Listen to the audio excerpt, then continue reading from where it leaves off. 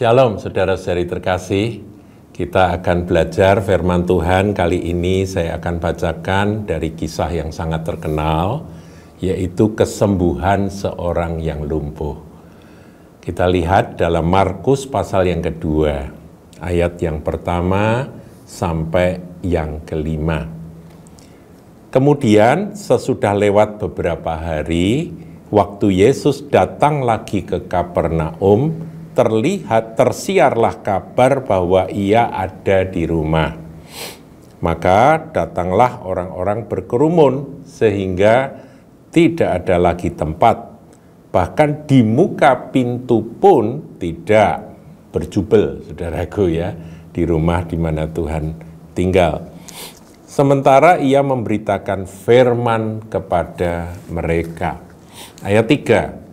Ada orang-orang datang membawa kepadanya seorang lumpuh.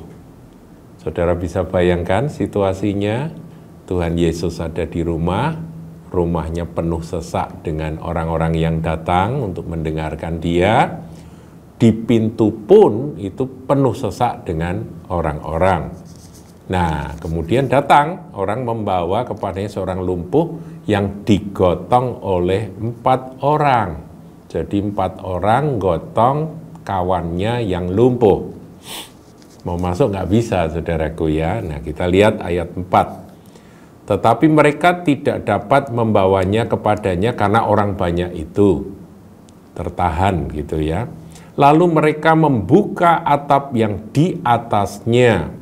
Sesudah terbuka, mereka menurunkan tilam tempat orang lumpuh itu terbaring. Tentunya tilamnya itu ujungnya dikasih tali begitu ya. Kemudian mereka turunkan. Jadi tidak kehabisan akal ini 4 orang ini untuk membawa si lumpuh, sahabatnya yang lumpuh itu, supaya bisa diperhadapkan pada Tuhan Yesus. Ayat 5, ini yang saya ingin bahas, saudaraku. Ketika Yesus melihat iman mereka, saya ulangi, ketika Yesus melihat iman mereka, ada iman individu, tapi ada iman korporat. Ngerti ya, saudaraku ya? 4 orang itu kompak di dalam iman. Iman percaya bahwa kalau aku membawa sahabatku yang lumpuh ini ketemu Yesus, pasti akan sembuh. Sebab itu mereka cari cara. Ayo kita gotong teman kita ini. Waktu sudah sampai di depan rumah Tuhan, penuh sesak. Berjubel, nggak bisa terobos masuk. Cari akal, saudaraku. Ayo kita naik ke atas. Kita buka atap dan kita turunkan dari atas. Atap tepat di depan Tuhan Yesus Kristus. Nah, ini luar biasa, saudaraku. Iman yang disertai dengan tindakan.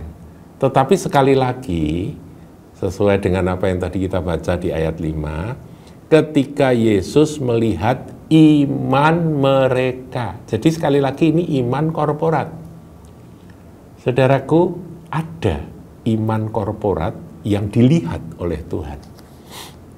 Sebuah gereja itu melakukan sesuatu bersama-sama, imannya itu korporat atau iman satu orang saja, itu Tuhan lihat.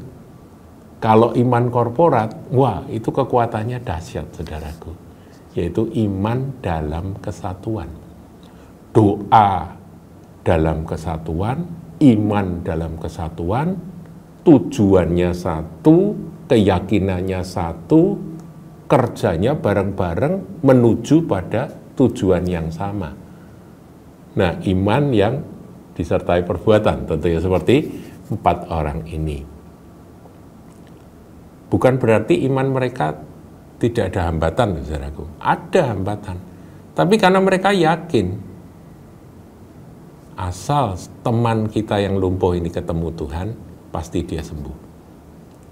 Nah, kalau iman yang individu itu wanita yang pendarahan 12 tahun, masih ingat ceritanya, saudaraku ya.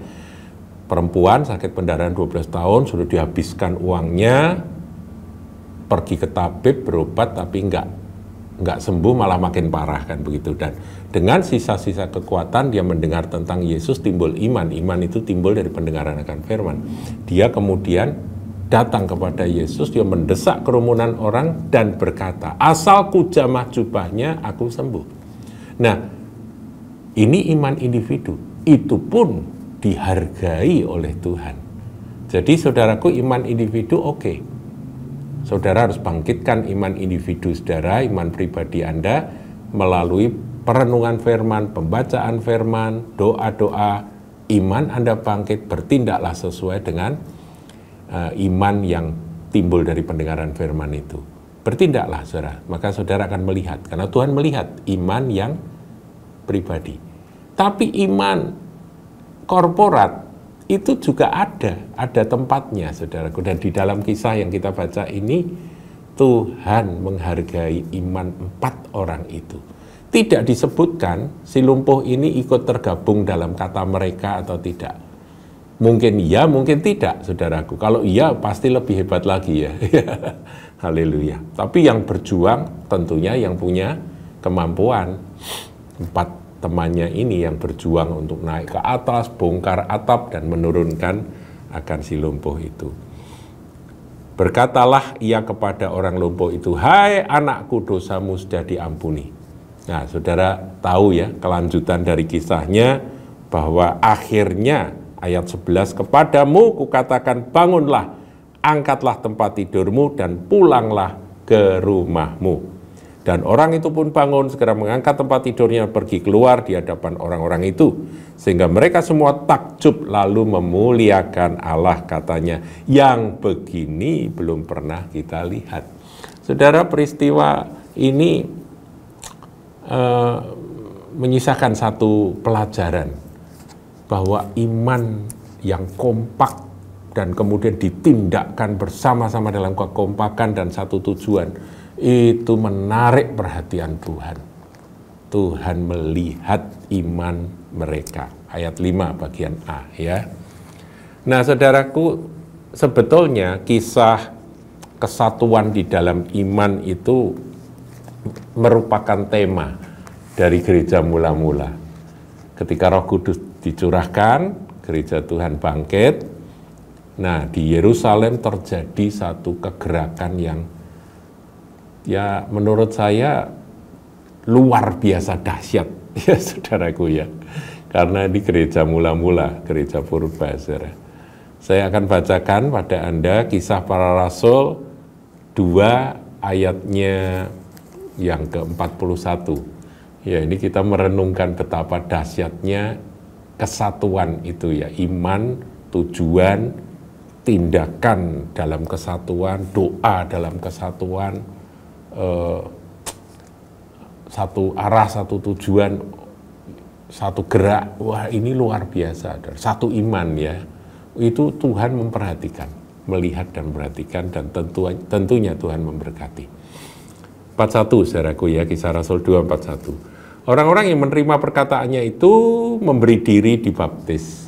Dan pada hari itu jumlah mereka bertambah kira-kira 3.000 jiwa. Wow, sehari 3.000 jiwa. Ayat 42, mereka bertekun dalam pengajaran rasul-rasul dan dalam persekutuan. Ya, persekutuan, koinonia, itu kesatuan. Dan mereka selalu berkumpul untuk memecahkan roti dan berdoa dalam kesatuan. Ya. Nah, ayat 44, semua orang yang telah menjadi percaya tetap bersatu dan segala kepunyaan mereka adalah kepunyaan bersama. Jadi visinya satu, dukung akan satu tujuan, sehingga apa yang ada kekuatannya, bahkan hartanya atau apa yang ada pada diri masing-masing itu sudah dicurahkan untuk satu tujuan, yaitu pemberitaan Injil, berdirinya kerajaan Allah di atas muka bumi ini. Memberitakan, memasyurkan nama Yesus Kristus Tuhan, Injil, kabar baik harus disampaikan pada segala bangsa. Itu satu hati, benar-benar satu, saudaraku, satu iman ya. Jadi kepunyaan mereka itu saudara jangan pikir hanya hartanya saja, tapi juga visinya. Itu kepunyaanku itu adalah sama. Imanku itu sama, menjadi iman bersama. Kemudian ayat 46, dengan bertekun dan dengan sehati, sehati saudaraku, satu hati, mereka berkumpul tiap-tiap hari dalam bait Allah. Mereka memecahkan roti di rumah masing-masing secara bergilir dan makan bersama-sama dengan gembira dan dengan tulus hati. Jadi ada sukacita yang luar biasa. Saudara, tema yang ingin saya sampaikan pada Anda kali ini adalah iman korporat. Nah, kalau keluarga, ayah, ibu, ya suami istri, kemudian anak-anak, itu berdoa dalam satu iman, itu imannya menjadi iman yang korporat. Itu nggak ada yang bisa menghalangi. Karena iman yang ditindakkan itu tindakan imannya menerobos segala halangan. Seperti 4 orang itu. Karena mereka punya keyakinan yang sama. Jadi ketika mau bawa masuk akan temannya yang lumpuh itu dan terhalang oleh banyaknya orang di rumah Tuhan Yesus, itu begitu salah satunya dongak ke atas berkata, yuk kita naik ke atas, kita bongkar atasnya. Itu bisa itu dibongkar kemudian diturunkan dari atas. Itu kompak saudara. Idenya mungkin muncul dari 1 orang, tapi yang 3 itu langsung dukung. Karena apa? Karena keyakinan mereka sama. Coba salah satunya langsung ngomong gini, percuma lah, wong ini kita bawa ke sini susah-susah, nanti naik ke atas, bongkar susah-susah, diturunkan di depan Tuhan, ya belum tentu disembuhkan. Apa betul toh Tuhan Yesus menyembuhkan? Nah, kalau salah satunya melemahkan seperti itu, nggak jadi, saudara. Tapi mereka kompak, paham ya saudaraku ya? Kompak.